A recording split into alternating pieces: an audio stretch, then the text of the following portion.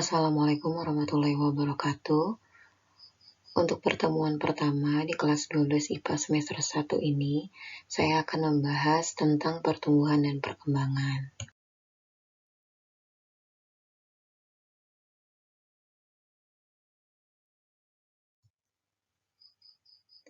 Tujuan pembelajaran kali ini adalah 1. Menjelaskan perbedaan pertumbuhan dan perkembangan. Yang kedua, menjelaskan faktor-faktor yang mempengaruhi pertumbuhan dan perkembangan. Dan yang ketiga, menganalisis hubungan antara faktor internal dan eksternal dengan proses pertumbuhan dan perkembangan pada makhluk hidup berdasarkan hasil percobaan.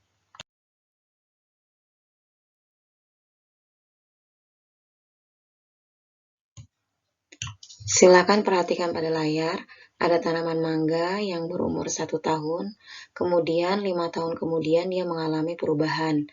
Di sini terlihat tanaman mangga tersebut memiliki buah.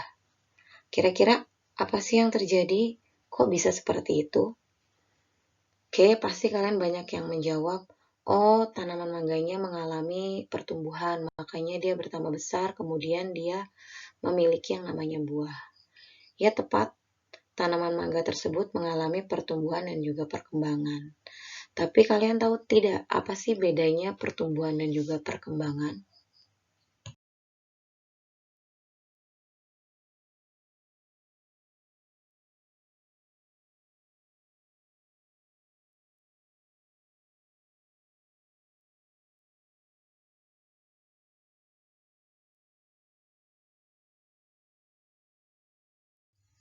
Setiap makhluk hidup itu mengalami pertumbuhan dan perkembangan.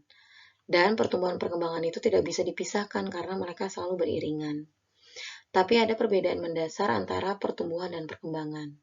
Yang pertama, kalau pertumbuhan itu adalah proses bertambahnya ukuran. Nah, kenapa proses bertambahnya ukuran? Karena ternyata kalau ukurannya berubah, itu ternyata jumlah sel, massa sel, dan volume selnya itu mengalami perubahan. Sedangkan kalau yang namanya perkembangan itu adalah proses diferensiasi atau dikenal dengan nama proses menuju kedewasaan. Yang kedua, kalau pertumbuhan itu bersifat kuantitatif, artinya dia dapat diukur dengan alat ukur. Jadi ada alat ukurnya, seperti kayak timbangan, meteran. Sedangkan kalau perkembangan itu bersifat kualitatif, artinya dia tidak dapat diukur dengan alat ukur. Yang ketiga, kalau pertumbuhan itu bersifat irreversibel, artinya dia tidak dapat kembali ke keadaan semula.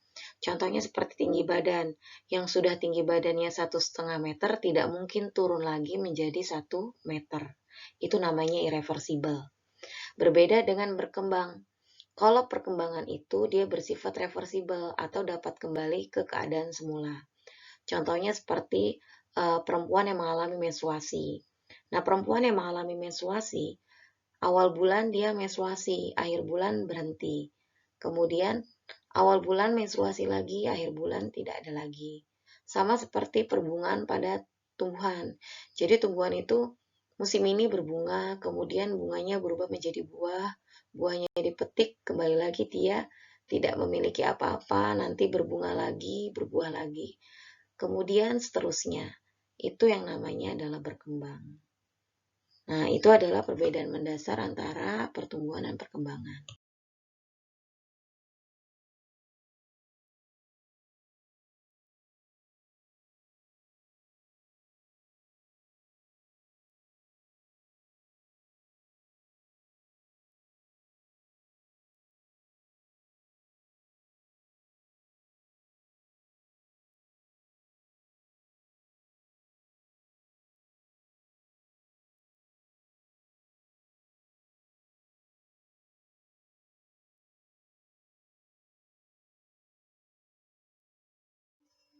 Nah, pasti kalian bertanya-tanya, bagaimana sih cara kita dapat memperoleh tanaman baru? Silakan lihat video di bawah ini.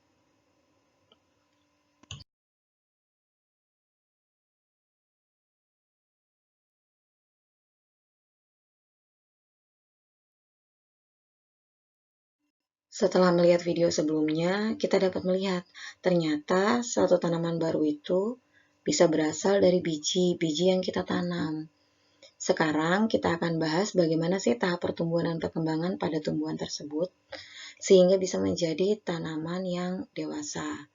Di sini ada 3 tahap. Tahap pertama yaitu perkecambahan, yang kedua itu mengalami pertumbuhan primer, dan juga dilanjutkan mengalami pertumbuhan sekunder.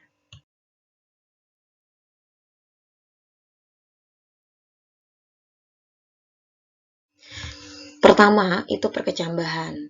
Jadi kalau kita pengen dapat tanaman baru, pertama kita harus menanam biji dulu. Nah, proses penanaman biji sehingga biji itu muncul tunas baru itu namanya adalah perkecambahan. Atau bisa juga perkecambahan adalah proses berakhirnya masa dormansi biji atau biji tidur atau tidak aktif. Jadi mirip-mirip kalau misalnya beruang itu tidur panjang di musim dingin namanya dormansi. Kalau biji tidur panjang itu namanya dormansi.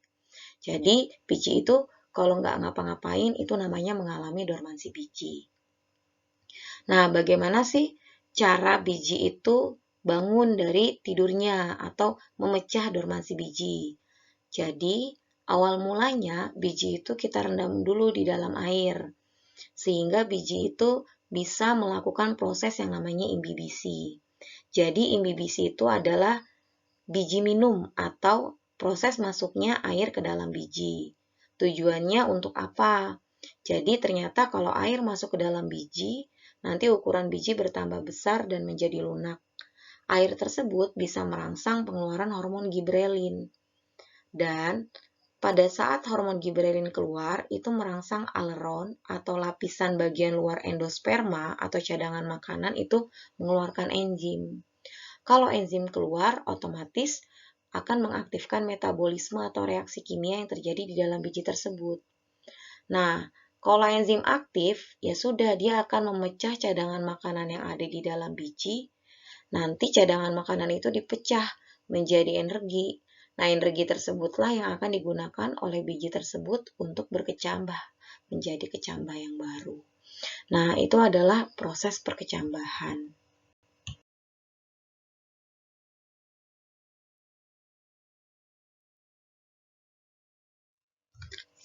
Sebelum kita bahas tipe-tipe perkecambahan, jadi kita lihat dulu nih bagian-bagian kecambah. Jadi kalau biji itu kita belah, nanti terlihat bagian-bagiannya. Ada kulit biji atau testa, ada plumula. Plumula itu adalah calon daun. Kalau radicula itu calon akar. Kemudian ada kotiledon. Jadi kotiledon itu adalah daun lembaga yang bisa menyerap makanan. Terus ada epikotil sama hipokotil. Jadi kalau batang pada yang namanya kecambah itu nanti ada 2 macam. Ada yang batang di antara plumula dengan kotiledon, ada yang batang di antara radicula ke kotiledon. Nah, kalau epikotil itu batang antara plumula dengan kotiledon, sedangkan hipokotil itu batang antara radicula dengan kotiledon. Nah, di sini ada 2 contoh ya. Ada gambar kecambah atau biji kacang dikotil dan juga ada biji kacang jagung yaitu monokotil. Agak sedikit berbeda ya. Kalau yang namanya pada biji jagung, di sini ada yang namanya koleriza. Koleriza itu adalah selubung dari radicula. Jadi kalau pada monokotil dia memang memiliki selubung pada calon akarnya dan juga punya selubung pada calon daunnya yang namanya adalah koleoptil. Nah, di sini ada endosperm. Endosperm itu cadangan makanan. Jadi kenapa biji itu bisa tumbuh? Karena dia menyimpan cadangan makanan di dalam endosperm.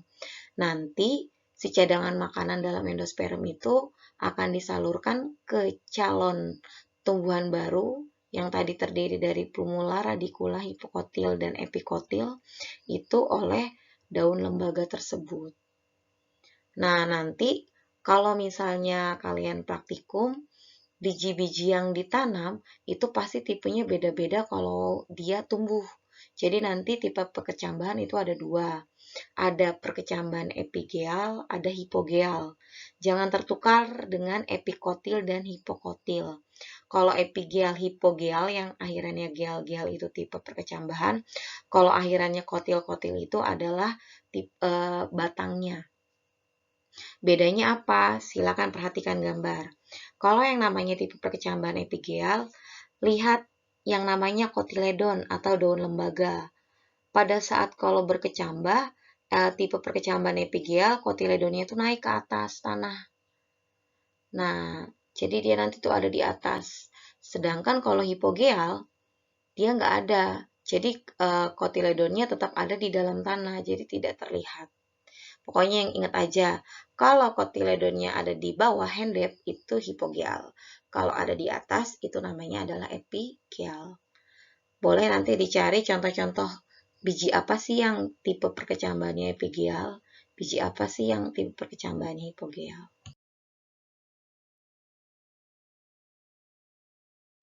Faktor-faktor luar yang mempengaruhi perkecambahan. Jadi kalau kita pengen menanam kecambah memang harus memperhatikan beberapa faktor. Di sini cuma membahas faktor luar. Yang pertama air.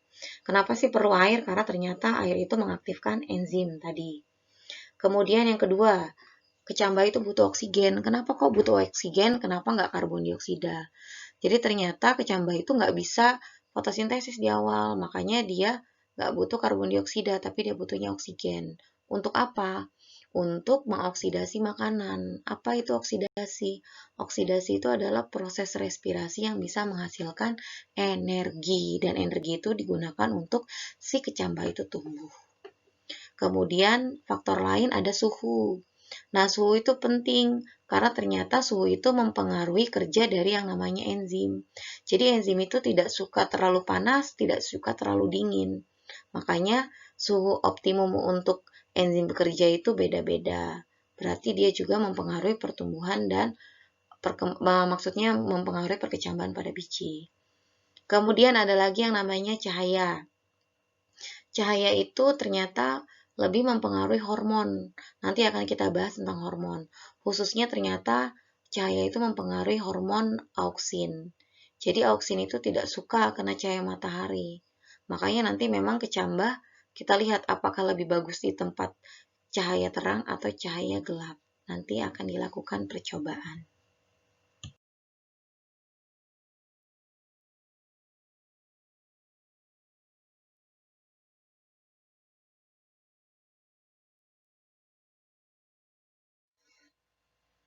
Setelah mengalami perkecambahan, tanaman itu akan mengalami yang namanya pertumbuhan primer. Apa sih pertumbuhan primer? Jadi pertumbuhan primer itu adalah pertumbuhan yang menyebabkan tanaman tersebut bisa bertambah tinggi atau tambah panjang. Karena apa? Karena ternyata pada bagian ujung-ujung tanaman tersebut, khususnya akar sama batang, itu terdapat jaringan meristem, namanya meristem apikal. Dan ingat, meristem itu adalah jaringan yang aktif membelah. Karena dia aktif membelah, sel-selnya nambah banyak di bagian ujung, makanya tanaman tersebut bertambah panjang atau tinggi. Pokoknya intinya pertumbuhan primer itu pertumbuhan yang menyebabkan tanaman menjadi lebih tinggi. Karena apa? Karena adanya aktivitas jaringan meristem apikal pada bagian ujung. Di sini kita bisa lihat ada gambar tanaman pada ujung batang terdapat yang namanya tunas. Di sini ada tunas-tunas nih. Ada meristem apikal, itu artinya adalah meristem ujung. Ada tunas apikal, ini adalah yang calon-calon menjadi yang namanya daun. Kemudian ada tunas samping.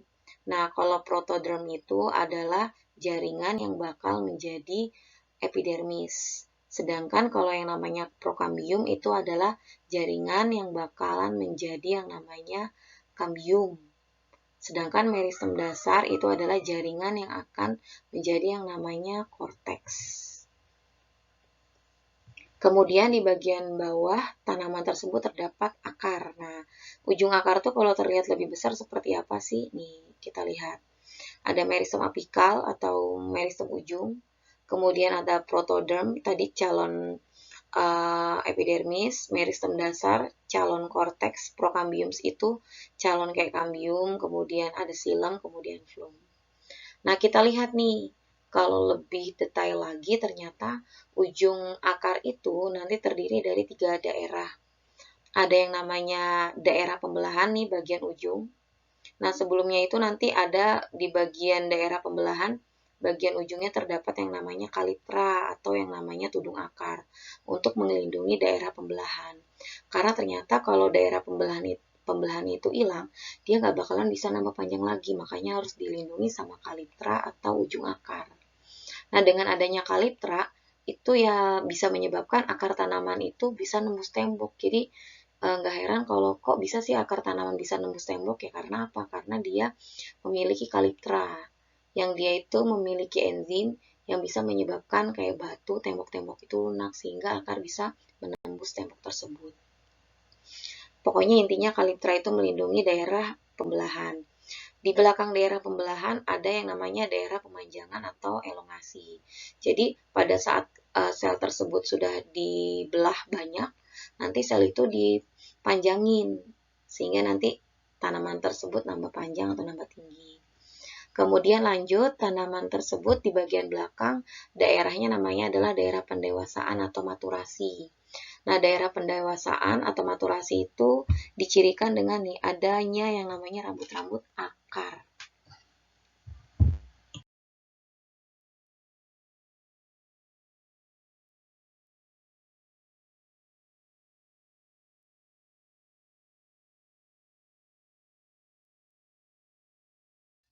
Selanjutnya, pertumbuhan sekunder.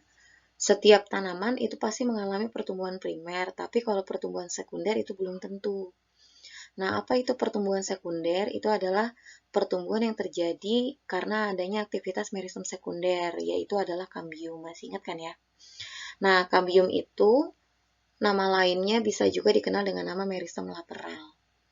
Nah, kambium itu bisa membelah kedua arah, ke arah luar membentuk floem sekunder, ke arah dalam membentuk silem sekunder. Karena kambium itu terus membelah, menyebabkan batang menjadi lebih lebar diameternya. Jadi intinya pertumbuhan sekunder itu pertumbuhan yang menyebabkan batang atau akar menjadi lebar karena apa? Karena adanya aktivitas kambium yang membelah keluar membentuk floem sekunder dan ke dalam membentuk silem sekunder.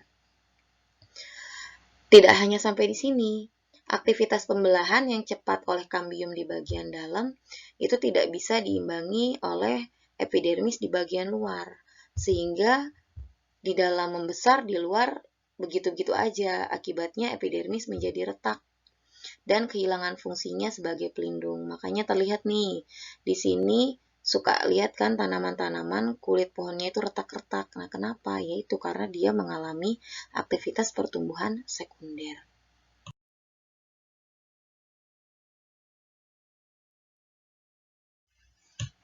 Nah, bagaimana sih kalau misalnya udah tumbuhan itu retak-retak? Berarti dia itu sudah kehilangan pelindung atau epidermis. Maka nanti tumbuhan tersebut akan membentuk yang namanya kambium gabus atau velogen. Di mana velogen itu sama seperti kambium, dia bisa membelah kedua arah. Ke arah luar membentuk velum berupa sel mati dan ke arah dalam membentuk veloderm berupa sel hidup.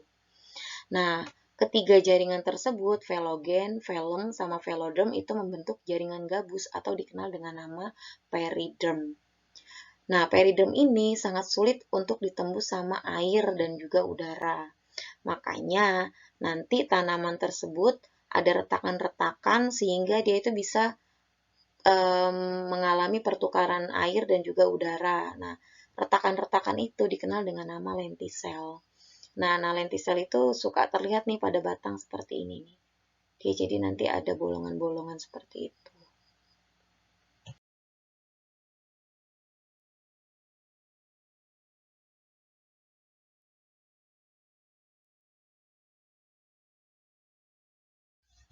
Nih, masih berhubungan dengan pertumbuhan sekunder.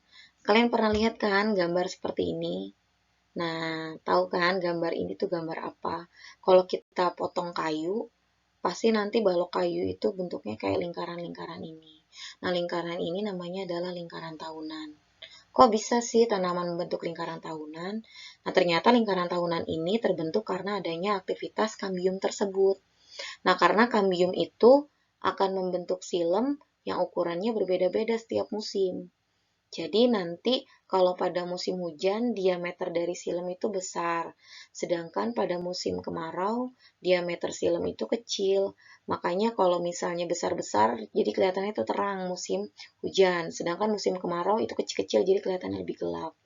Makanya nanti dia membentuk lingkaran tahunan tersebut. Nah, nanti di sini bisa kelihatan nih, kemarau gelap, kemudian penghujan itu terang. Makanya di sini kelihatan nih, tanaman ini umurnya berapa sih? Bisa dihitung. 1, 2, 3, 4. Dilihat dari yang kemarau aja. Jadi dia ngebentuk garis-garisnya itu 4. Nah, tadi pertumbuhan yang namanya sekunder itu tidak terjadi pada semua tanaman, hanya terjadi pada tanaman yang memiliki kambium. Tanaman apa aja yang punya kambium? Ada tanaman dikotil, ada juga tanaman gymnospermae. Buka-buka lagi bukunya. Apa aja tanaman dikotil, apa aja tanaman gymnospermae. Ada faktor-faktor yang mempengaruhi pertumbuhan dan perkembangan pada tumbuhan.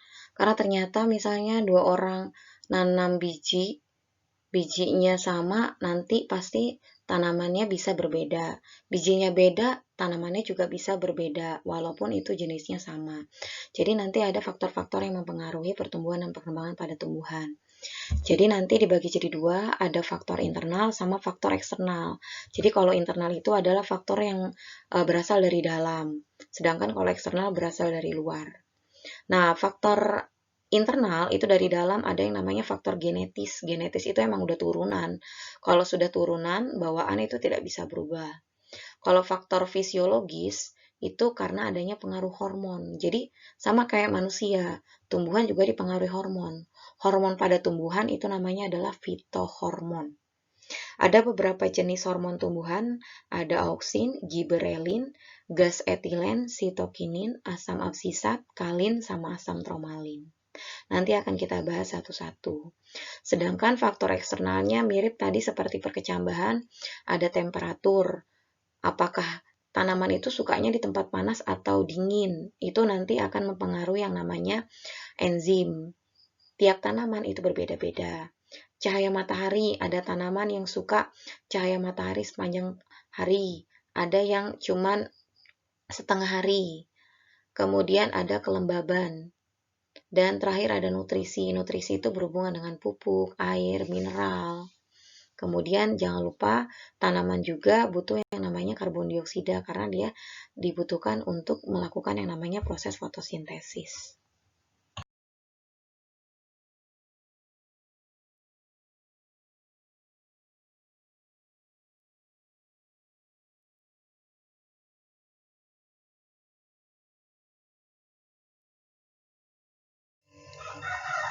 Hormon pertumbuhan pertama itu adalah hormon auksin. Hormon auksin ini fungsinya adalah untuk merangsang pemanjangan sel. Dia sangat peka atau mudah rusak jika kena cahaya matahari. Nah, ini alasan kenapa sih tanaman itu suka bengkok atau mengarah ke arah cahaya matahari, karena ternyata kalau misalnya tanaman tersebut terkena cahaya matahari, khususnya pada bagian batang, hormon auksin itu rusak. Kalau rusak, berarti nanti pemanjangannya terganggu, sehingga yang kena cahaya matahari itu lebih pendek pertumbuhan panjangnya, sedangkan yang tidak terkena cahaya matahari itu menjadi lebih panjang. Makanya tanaman kenapa selalu membelok ke arah cahaya matahari, karena memang hormon auksinnya rusak. Selain itu juga, kalau auksin itu nggak suka kena cahaya matahari pada saat kita mengecambahkan tanaman. Jadi tanaman yang di tempat gelap, dia nanti akan tumbuh tinggi, kurus, pucat. Itu namanya adalah mengalami pertumbuhan etiolasi. Sedangkan kalau di tempat normal kena cahaya matahari ya biasa, dia tidak terlalu tinggi, tapi dia daunnya lebar dan juga warnanya hijau. Terus hormon auksin itu menyebabkan dominansi apikal. Arti dominansi apikal, dia kalau tumbuh batangnya ke atas, terus nggak membentuk cabang samping. Makanya nanti tanamannya lurus. Nah, untuk menghilangkan pengaruh auksin biasanya tinggal dipotong aja ujung daun. Makanya kalau pengen rumah kamu itu rindang atau rimbun, pucuk-pucuk tanamannya itu dipotong supaya apa? Membentuk tunas samping sehingga jadi rimbun. Nah, itu alasan kenapa sih orang-orang itu memetik pucuk teh supaya apa? Cabang-cabangnya menjadi lebih banyak. Kemudian fungsi auksin juga untuk menyebabkan partenokarpi. Arti partenokarpi itu adalah membentuk buah tanpa biji. Jadi nanti kita bisa menyemprotkan putik tanaman pakai hormon auksin. Tanpa adanya proses fertilisasi ya udah nanti bisa membesar aja putiknya menjadi buah. Terakhir itu adalah untuk pembentukan akar lateral. Jadi nanti akar pada tanaman itu nanti membentuk ke samping itu karena adanya pengaruh dari hormon auksin.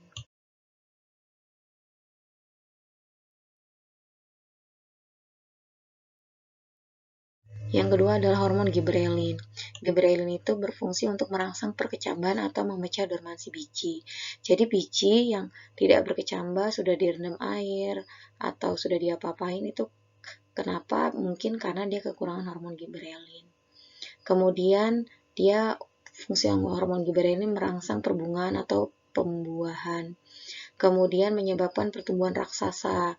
Jadi kalau ada tanaman yang lebih besar dibandingkan dengan yang lain atau dari normal itu bisa jadi karena dia kelebihan hormon giberelin. Karena hormon giberelin itu merangsang pemanjangan batang. Dan hormon giberelin bisa menyebabkan pembentukan buah tanpa biji. Jadi nanti buahnya besar, dalamnya tidak ada biji, itu bisa karena adanya hormon giberelin.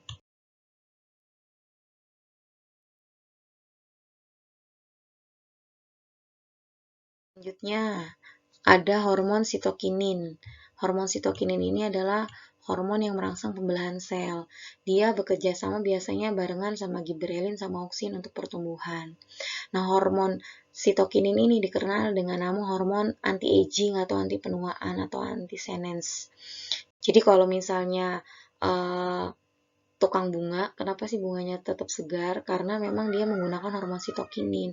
Dia jadi menyebabkan jaringan itu menjadi tetap segar.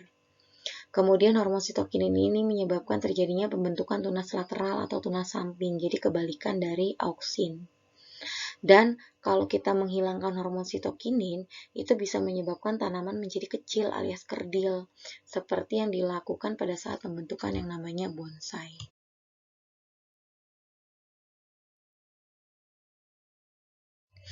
Yang keempat ada hormon kalin. Hormon kalin itu adalah hormon yang merangsang pembentukan organ. Jadi nanti kalin itu ada 4 jenis. Kalau pengen merangsang pembentukan akar, pakainya hormon rizokalin. Kalau pengen bentuk batang, pakai kaulokalin. Kalau daun, filokalin. Kalau bunga atau buah, pakai antokalin.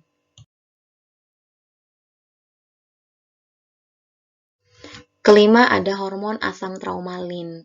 Pokoknya ingat aja kalau trauma itu karena pernah luka. Jadi memang asam traumalin itu fungsinya adalah untuk merangsang pembentukan jaringan baru pada saat tumbuhan itu terkena luka. Jadi bisa disebut sebagai hormon yang membantu dalam regenerasi.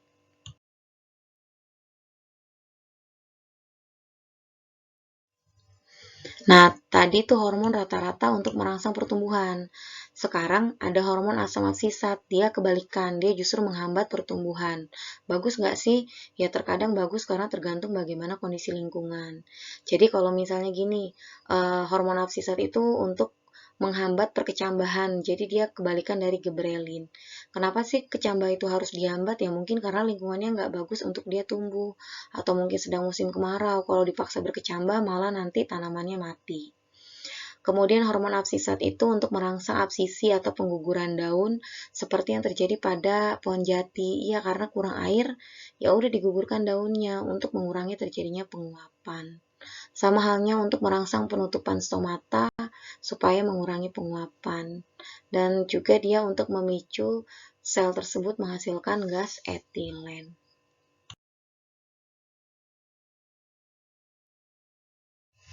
Terakhir ada gas etilen. Gas etilen itu untuk merangsang pematangan buah. Jadi dia itu nama lain istilahnya adalah nama lain karbit lah. Jadi karbit itu bisa mematangkan buah ternyata gas etilen itu dihasilkan oleh setiap sel tanaman yang memang dia sudah mengalami penuaan. Makanya kalau pengen cepat mempercepat si buah itu matang pada saat dia di pohon sudah tua atau dipetik dibungkus aja. Supaya apa? Supaya konsentrasi gas etilen itu menumpuk sehingga tanaman lebih cepat matang. Cuma resikonya kalau terlalu matang jadi gampang busuk. Jadi kalau satu buah busuk semuanya bisa busuk. Nah, gas etilen juga untuk merangsang penebalan batang. Jadi nanti semakin banyak gas etilen, tanamannya makin kuat. Dan dia menyebabkan terjadinya absisi daun atau pengguguran daun, mirip seperti asam absisat, dan juga dia merangsang perkecambahan dan juga perbungaan.